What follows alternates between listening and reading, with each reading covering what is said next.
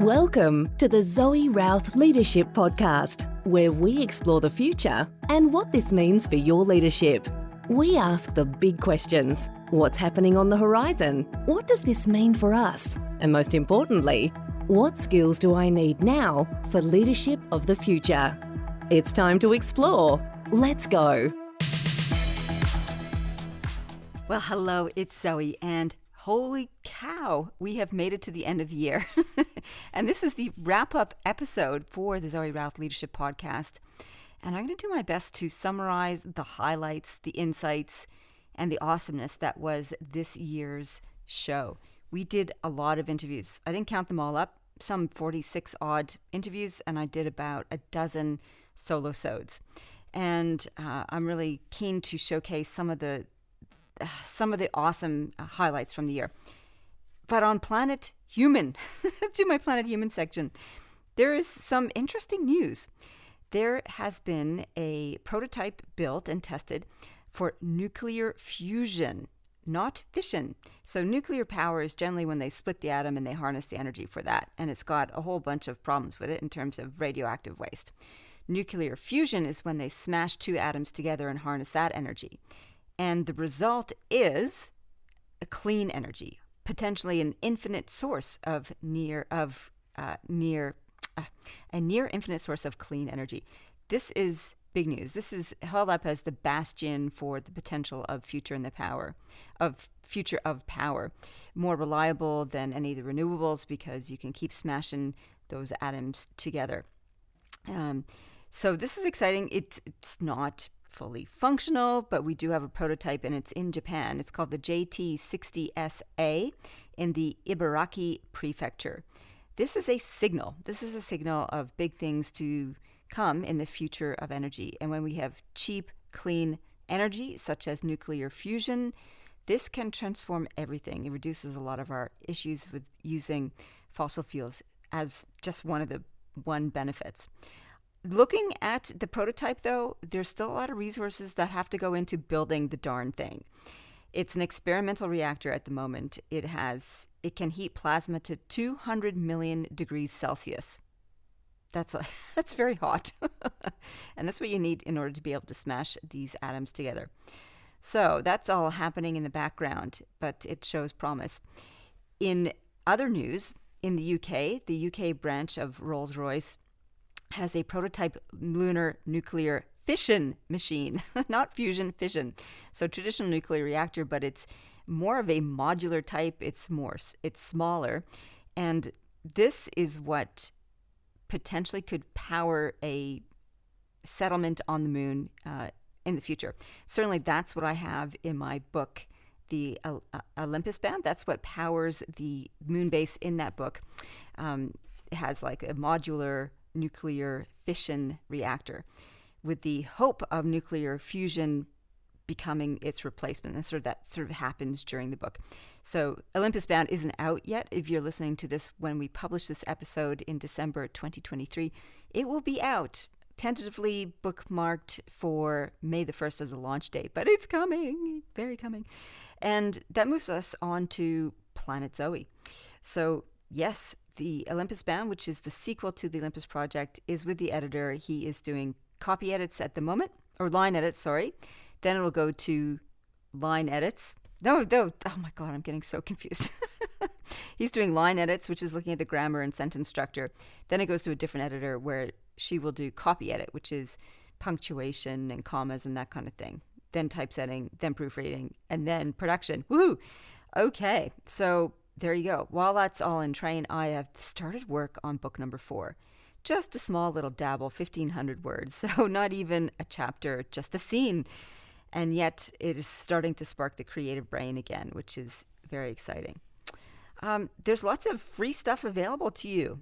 I'm not sure if you know about this, but I've recently added, you can get a free copy of the ebook version of People Stuff, my multiple award-winning nonfiction book on leadership, when you sign up for my newsletter. So just go to zoerouth.com, click on blog, and you'll be able to sign up and get the ebook version of People Stuff for free. So that's a freebie bonus for you.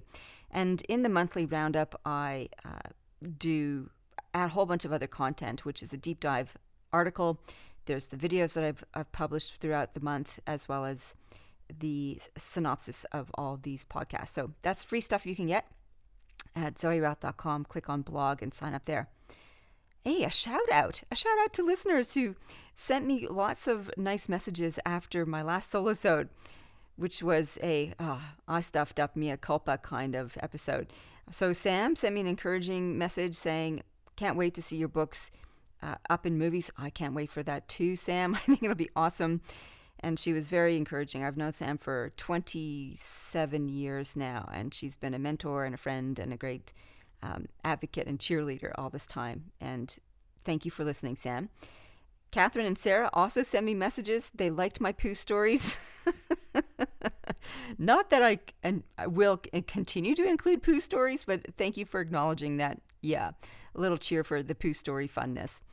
And a message also from Tim, who took me to task, saying that in one of my episodes, it seemed like I was saying the beef industry was asleep at the wheel when it comes to mitigating carbon production in the beef sector. And that's not what I had meant to imply in the mentioning of the beef sector under fire, because I know that the beef sector is investing a lot in trying to reduce carbon emissions and also do carbon sequestration as part of managing the whole industry sector.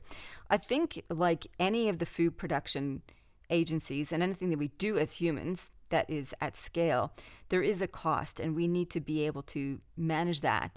And sometimes it's about eliminating carbon production. Sometimes it's about compensating for this. The whole concept, though, is that if we're going to feed ourselves and move ourselves around the planet, we need to do that more sensibly and with greater attention to reducing the impact on the planet, and do it in a more sustainable way. There's a weasel word, but I mean reducing carbon wherever we can. So didn't mean to deride the beef industry. I know that the beef sector is doing a lot in this regard. Still a long way to go in all of our agricultural sectors, as well as a hell of a lot of other industries too. So thank you, Tim, for listening and for putting that forward. And hopefully I can rectify the bad impression, the misimpression I gave in that mentioning.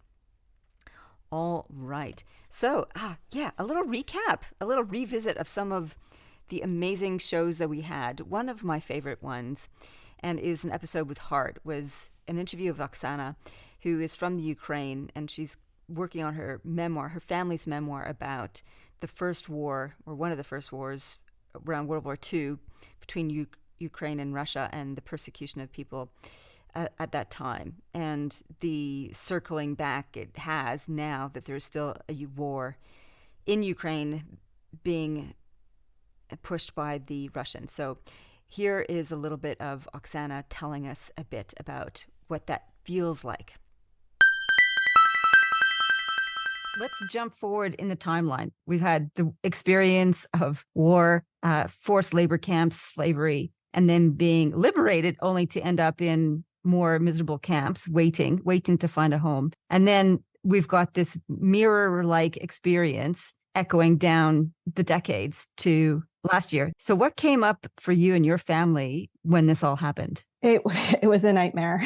I mean, that's the only way that I could explain it. I had a very visceral reaction to it. So it was a very hard time for me to digest, as well as the rest of my family. But I think even for me in particular, because I live there and I have memories. No one ever wants memories of a place where you live to be, suddenly you see the TV with tanks, coming down a road, potentially, invading a city that you lived in. And it was very difficult for me to process. And I felt helpless for quite a while. And my heart goes out to all families who are suffering through wartime, particularly those in Israel and Gaza, and those in the Ukraine as well. And to all people who have lost family members in any war around the world. On a more practical note, we had a lot of fabulous experts which had tons of practical advice. So we had Laura Fredericks with her amazing book, Hard Asks. This is one of my favorite practical leadership books of the year. how to ask for stuff. And I think that is a really pragmatic, practical thing. And we don't ask very well. I think that was an excellent interview. By the way, I'll put links to the show notes to all the episodes I mentioned so you can have a quick flick and listen over to the ones that resonate for you. We had Brandon White and his book, The Back of the Napkin, How to Do Strategy Really Quickly and Simply by Asking Some Pretty Practical, Simple Questions. And we had Samantha Slade, her awesome book around horizontal leadership, which is all about how you become a more collaborative and horizontal, meaning egalitarian, meaning looking at holacracy, how we actually engage people to be more collective in our leadership practice. And I think that was an excellent book. Another really, and we had two authors who talked about ChatGPT, the amazing Donna McGeorge, and her book is still at the top of the charts, and Jonathan Green, who talks about ChatGPT. And here's a little excerpt from that particular interview. Thinking about leaders, senior executives, CEOs, what specifically can they use ChatGPT to help them be more productive and strategic? The first and easiest use case is summarise. Whenever a new video comes out, hey, there's 10 new announcements on ChatGPT this week. It's a 25-minute video. I throw it into ChatGPT and I can read the answer because it bullet points and it makes amazing notes. It's one of the best note takers in the world. And I can read it all in less than a minute. So it saves a massive amount of time. One of the biggest challenges is there's so much people want you to know. Oh, you have to watch this video and that video and see this performance and see what this person's talking about. And it's a lot to keep up with. Or all of these pieces of content are all the reports that come in about all of your employees. But now the ability to summarize those into the most important parts is really helpful for efficiency. It lets you go through tasks faster. It helps you to handle email tasks faster. And because it's good at sorting and starting to understand you, so you can write emails with the help of an AI because it knows how you write. You can train it on your style. That allows you to do those things faster. ChatGPT and other large language models are going to have such a massive impact. And if you're not experimenting and using these applications now, you are missing out. I use it for lots of things: research, idea generation, critical thinking, you name it. So it is a great thing to assist and leverage our collective brains. And there's quite a lot more to be said on that point. And here is Brett King, one of my he was awesome to get him on the podcast. I loved his book, Techno-Socialism. He is the co-host at The Futurist, which is an awesome podcast about the future and technology. And here is his take on working with artificial intelligence. I want to bring it down to brass tacks now for the leaders of small to medium enterprises. So what are they going to do with this stuff? So we're talking about the future of humanity. What can they do to make it practical and real for them today? So the next 5 to 10 years, we're going to be going through this phase of essentially iteration of many of the businesses we have, augmenting human activity and business activity with the use of AI to make the company more efficient, more profitable, and so forth. This is obviously going to change the way we hire workforce and so forth. We're going to need a lot more technical skills initially. And, we are going to be replacing some analytical parts of the business. And if you want to stay in those businesses, you have to be able to work with AI in producing outcomes.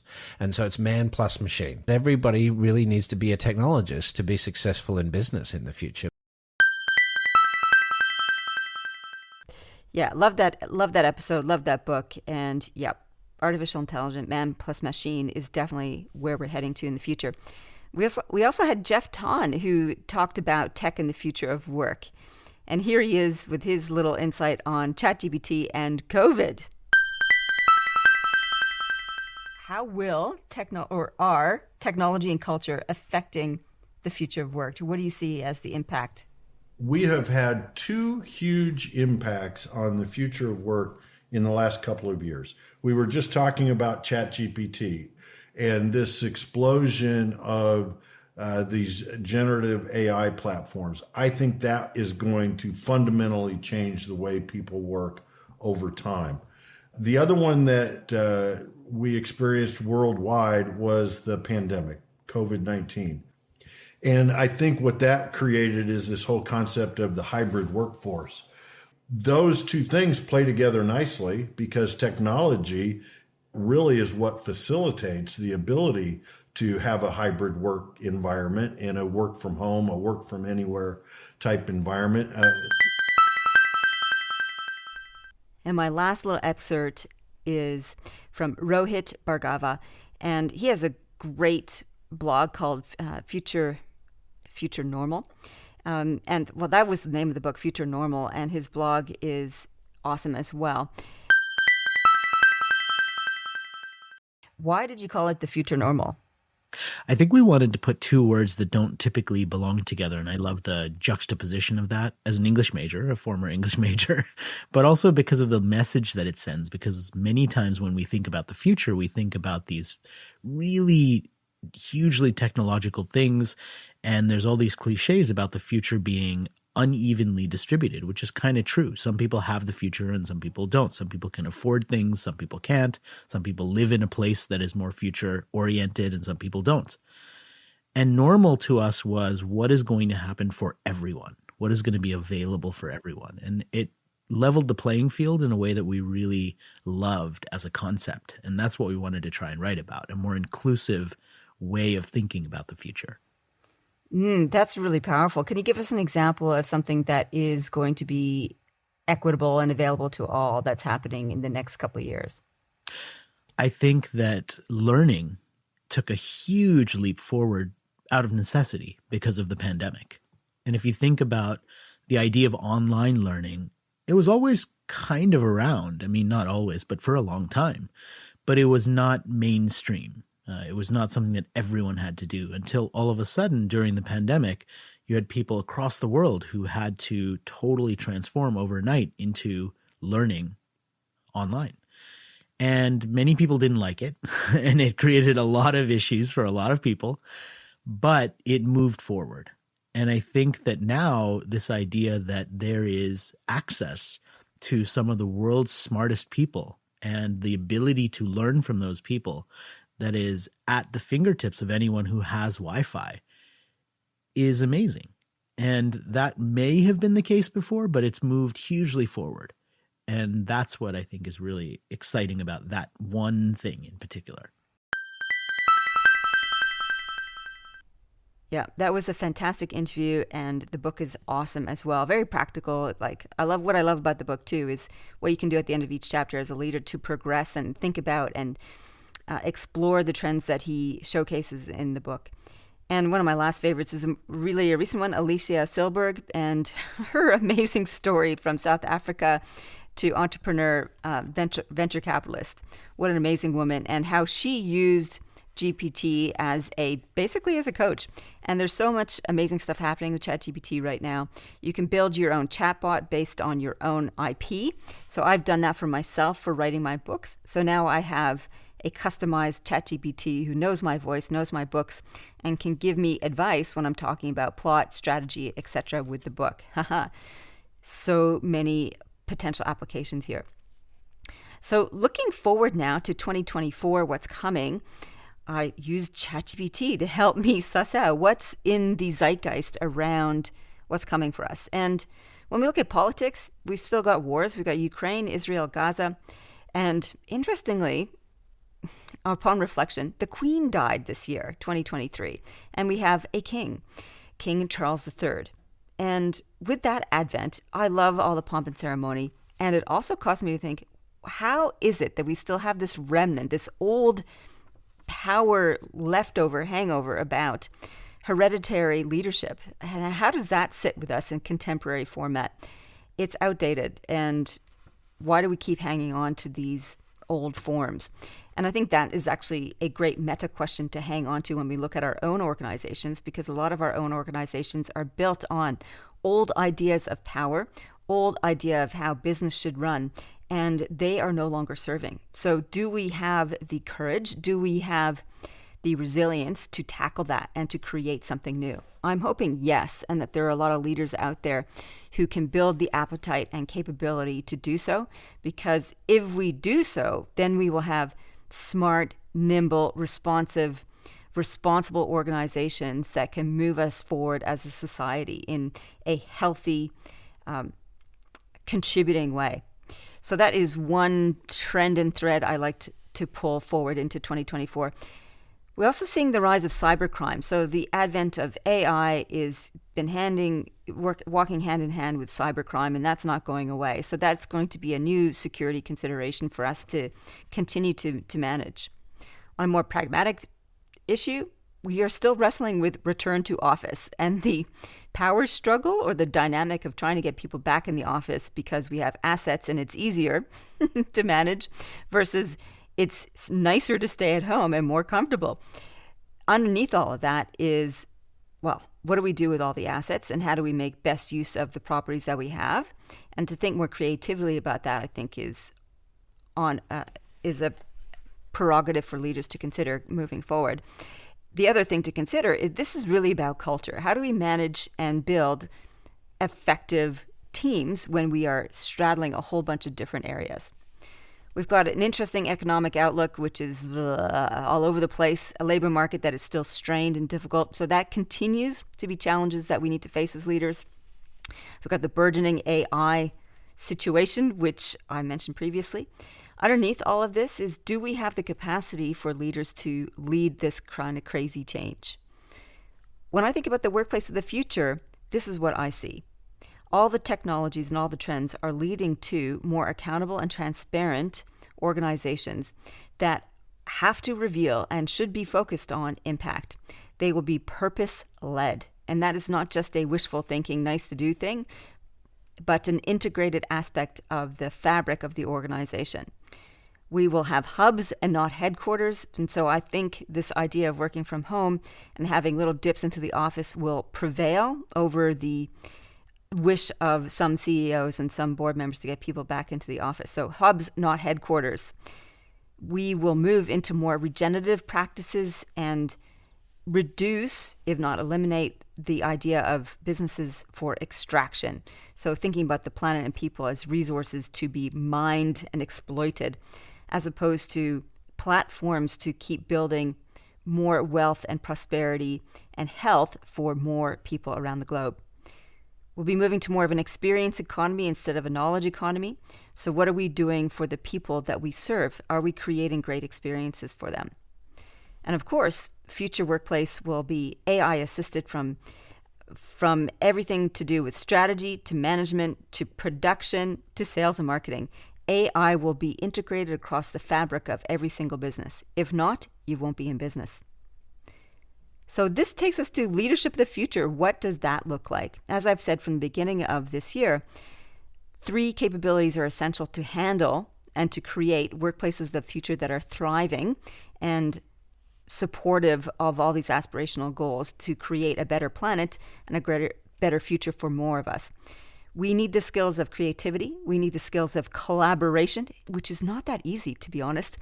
And we need the capability for compassion. To be able to hold all that together, we absolutely need some fundamentals.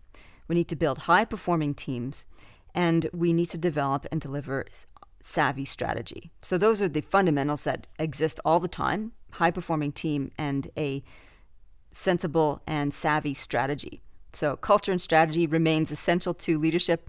Creativity, collaboration, and compassion are the new lead wheels of what you should be doing in leadership. And here's the thing, this is what people are not doing in their leadership. I find that leaders are not thinking strategically enough. They're not thinking long-term enough. They're not considering horizons that stretch their thinking.